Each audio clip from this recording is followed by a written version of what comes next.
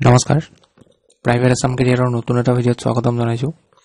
চেনেলটোলৈ যদি প্ৰথমবাৰ আহিছে সাবস্ক্ৰাইব কৰি ল'ব ৰেগুলাৰ জবৰ আপডেটৰ কাৰণে আৰু আজি নতুনকৈ অহা ভেকেন্সি যিমান আছে গোটেইখিনি মই ডিটেইলছ দেখুৱাই আছো চাই যাব প্ৰথম ভেকেন্সি আহিছে আজি আপোনালোকৰ এটো কিবা কোম্পানী এটা হয় ইয়াত আপোনালোকৰ বেক অফিস এক্সিকিউটিভৰ পোষ্ট হয় এটো বেক এণ্ড সাপোৰ্ট টিম বুলি দিয়া আছে ইয়াতে মেল ফিমেল দুইটা এপ্লাই কৰিব পাৰিব কোৱালিফিকেশন মিনিমাম গ্ৰেজুৱেচন কৰা হলে হ'ব লোকেশন হ'ব ওয়াৰ্ক লোকেশন গুৱাহাটী আৰু বেসিক নলেজ থাকিব লাগিব কম্পিউটাৰ ইউজ কৰিব জানিব লাগিব ওয়াৰ্ড এক্সেল পাৱাৰ পইণ্ট জানিলে হ'ব আৰু অলপ ইন্টাৰনেট যদি আজিকালিতো সবে ইন্টাৰনেট জানেই অলপ হেখিনি যদি আপোনালোকে জানে তেতিয়াহলে এই ইমেইলটোত বায়োডাটা পঠিয়াই এপ্লাই কৰিব 2 নম্বৰ পোষ্ট আপোনাৰ আদিত্য বিৰলা সান লাইফ ইন্স্যুৰেন্স কোম্পানী হয় এটো ভেকেন্সি আছে agency manager senior agency manager business development manager work location দিয়া আছে গুৱাহাটী যোৰহাট নৰ্থ লখিমপুৰ মঙ্গলদৈ শিলং শিৱসাগৰ গোলাঘাট তেজপুৰ তিনচুকীয়া ডিমাপুৰ আৰু ইম্ফল সো আপোনালোকে কোনটো লোকেশনৰ পৰা এপ্লাই কৰে ইয়াতে চাই লব কোৱালিফিকেশন এনি গ্ৰেজুৱেচন কৰা হলে হ'ব আৰু আপোনালোকৰ স্যালাৰি হয় এটো দিয়া আছে চাই লব এটো স্যালাৰি লগতে ইনসেন্টিভ থাকিব এটো মেইলত মেইল কৰি দিব আপোনালোকে নিজৰ বায়োডাটাখন মেইল কৰি দিব আৰু পিছৰ যেটো পোষ্ট হেতু আপোনালোকৰ প্ৰি স্কুল আমবাৰী পৰা আহিছে এটো লেম ৰোড গ্ৰেজুৱেট টিচাৰৰ ভেকেন্সি হয় এটো এখন প্ৰি স্কুল হয় এইকিটা পোষ্টৰ এইটো পোষ্টৰ কাৰণে আপোনালোকৰ গুড কমিউনিকেশন স্কিল হ'ব লাগিব আৰু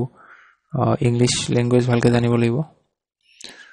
কোনোবা যদি ইন্টাৰেস্টেড হয় এপ্লাই কৰিব বিচাৰে মোবাইল নম্বৰটোত কন্টাক্ট কৰি লব পিছৰ পোষ্ট আপোনালোকৰ American beauty brand Studex male candidate in different locations for hardcore sales or vacancy হয় এটো আমেৰিকান বিউটি ব্ৰ্যান্ড হয় এটা পোষ্ট মই কলো সেলস এক্সিকিউটিভ লোকেশন চাব তিনিচুকীয়া ডিব্ৰুগড় শিলচৰ ইটানগৰ যোৰহাট আৰু শিলং হয় এডুকেশন আপোনালোকৰ গ্ৰেজুৱেচন থকা হলে এপ্লাই কৰিব পাৰে ইয়াতে প্ৰিফাৰ্ড বুলি দিয়া আছে কিন্তু যদি হায়াৰ সেকেন্ডাৰী পাস কৰা হ'ব যদি এপ্লাই কৰে তেওঁলোককো ইন্টাৰভিউ কাৰণে মাতা হ'ব স্যালাৰি হাইক এক্সিলেন্ট বুলি দিয়া আছে আৰু sales experience minimum 4 to 5 years লাগিব লোকাল ক্যান্ডিডেট যদি হয় তেওঁলোকক আগতে প্ৰিফাৰেন্স দিব আৰু কোম্পানী নেম মই কলো স্টাডেক্স ইউএসএ এই কোম্পানী ওয়েবসাইট দিয়া আছে এই ওয়েবসাইটত ভিজিট কৰি আপোনালোকে চাব পাৰিব কোম্পানীৰ বিষয়ে ইন্টাৰেস্টেড হলে আপোনালোকে এই মেইলটোত বায়োডাটা পঠিয়াই দিব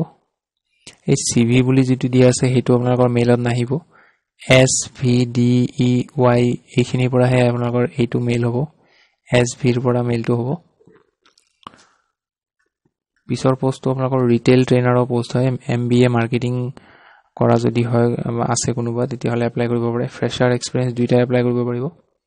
work location West Karbi Anglong Dima Hasao আৰু চৰাইদেউ হয় ইমিডিয়েট জয়নাৰ্স সকলক প্ৰিফাৰ্ড কৰিব আৰু এপ্লাই কৰিবৰ কাৰণে ইয়াতে এইটো এটা মেইল দিয়া আছে আৰু তলতো এটা মেইল দিয়া আছে দুটা মেইল দিয়া আছে যিকোনো এটা মেইলত বায়োডাটা পঠিয়াই দিব আৰু লাষ্ট ডেট আপোনালোকৰ 14 মে হ'ব ভিডিওটোৰ মাজতে মই সৰু এটা কথা আপোনালোকক জনাই দিব বিচাৰিছো যে ভেকেন্সি বিলাক যেতিয়া উলাই তেতিয়া আপোনালোকৰ ক্যান্ডিডেট বহুতে এপ্লাই কৰে সো ইমান এপ্লাই কৰা ক্যান্ডিডেটৰ ভিতৰত আপোনালোকৰ বায়োডাটাখন HR এ চকুত লগাকে মানে বনাব পাৰিব লাগিব আপোনালোকে বা আপোনালোকৰ নিজৰ যিখন বায়োডাটা হিখন ভাল হ'ব লাগিব তেতিয়াহে ইন্টাৰভিউ কাৰণে কল আহিব সো আপোনালোকে নিজৰ বায়োডাটাখন চেক কৰি লব প্ৰফেশনাল হয় নে নহয় বহুত বেছি যদি ওল ফৰমেটত বনোৱা আছে তেতিয়া হলে ইমান আপোনালোকৰ বায়োডাটাখন ইন্টাৰেষ্ট নাপাব চাই গতিকে নিজৰ বায়োডাটাখন ঠিক কৰি বনাই লব আৰু 2 নম্বৰতে আপোনালোকে নিজে ভাবিব নালাগে যে এইটো জব ইমান দিন এপ্লাই কৰিছো জব পোৱা নাই জব এপ্লাই কৰি থাকক আজি নাই পোৱা কালি নাই পোৱা দুদিন পিছত জব ইন্টাৰভিউ কাৰণে কল আহিব আপুনি জব পাইও যাব সো আপোনালোকে ধৈৰ্য ধৰক এপ্লাই কৰি যাব আৰু নিজৰ বায়োডাটাখন ভালকে বনাই লৈ এপ্লাই কৰি যাওক আপোনালোকে জব পাব সো পিছৰ পোষ্ট আপোনালোকৰ এগিলাস ডায়াগনস্টিক লিমিটেডৰ পৰা আহিছে এটো মোৰ প্ৰনাউন্সিয়েচন ভুল হ'ব পাৰে ভেকেন্সি আছে বিজনেস ডেভেলপমেন্ট এক্সিকিউটিভ 2 নম্বৰটো হৈছে territory manager work location Dibrugarh Assam হ'ব আৰু candidate should stay nearest to the headquarter ওচৰত থাকিব লাগিব আৰু জব ডেসক্ৰিপচন খিনি চাই লব এপ্লাই কৰাৰ আগতে পঢ়ি লব ইয়াতে দিয়া আছে পইণ্ট বিলাক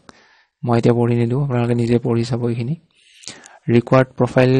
খিনি মই অলপমান কৈ দিছো ইয়াতে আপোনালোকৰ 2 to 4 years ডায়াগনস্টিক এক্সপেৰিয়েন্স থকা হ'ব লাগিব ফাৰ্মা সেলস এক্সপেৰিয়েন্স থকা হ'ব লাগিব আৰু নিজৰ বাইক নহলে স্কুটি থাকিব লাগিব আৰু সায়েন্স গ্ৰেজুৱেট কৰা হলে প্ৰিফাৰেন্স দিব আৰু গুড কন্টাক্টস উইথ লোকেল ডক্টৰৰ লগত চিনাকি থাকিব লাগিব আপোনালোকৰ কমিউনিকেশন স্কিল ভাল হ'ব লাগিব সেলিং স্কিল থাকিব লাগিব লোকেল ক্যান্ডিডেটক প্ৰিফাৰ্ড কৰিব আৰু এমপ্লয়মেন্ট টাইপ ফুল টাইম হ'ব সো কোনোবা যদি এখিনি ৰিকোয়াৰমেন্ট আছে আৰু যদি জব ডেসক্ৰিপচন খিনি পঢ়ি যদি এপ্লাই কৰিব বিচাৰে তেতিয়াহলে এই ইমেইলটো বায়োডাটা পঠিয়াব লাষ্ট ডেট হ'ব আপোনালোকৰ 12 তাৰিখ আৰু ইয়াতে এটা ইম্পৰ্টেন্ট নোট দিয়া আছে don't send any profile which is not matching with requirements so ইয়াতে কি কৈছে আপোনালোকে নিজেও গম পাইছে তথাপিও মই কৈ দিও যে ওপৰৰ কোম্পানীয়ে যিখিনি ৰিকোয়াৰমেন্ট আছে ক্যান্ডিডেট এজনৰ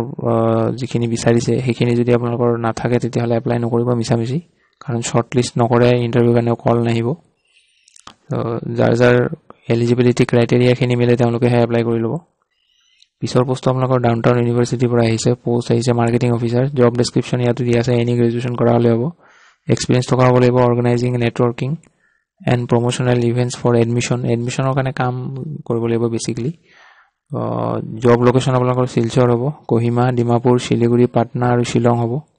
সো এইকেইটা লোকেশনত যদি কোনোবাই জব কৰিব পাৰে ৰিলোকেট হ'ব পাৰে তেতিয়াহলে এপ্লাই কৰি ল'ব মেইল দিয়া আছে ইয়াতে দুটা মেইল দিয়া আছে যিকোনো এটাত পঠিয়াব আৰু ডাউনটাউন ইউনিভাৰ্চিটিৰ যেটো এড্ৰেছ হয় এটো ইয়াতে দিয়া আছে শংকৰ মাধৱ পথ গান্ধীনগৰ পানীখাইটি মানে ইন্টাৰভিউ কাৰণে আপোনালোকে এই লোকেশনটো যাব লাগিব পিছৰ পোষ্ট আপোনালোকৰ গুৱাহাটী কানাডা বেংকৰ পৰা আহিছে ইয়াত আপোনালোকৰ সেলছৰ ভ্যাকেন্সি হয় এটো 1 to 2 years এক্সপেৰিয়েন্স থকা হ'ব লাগিব লাইফ ইন্সুৰেন্সত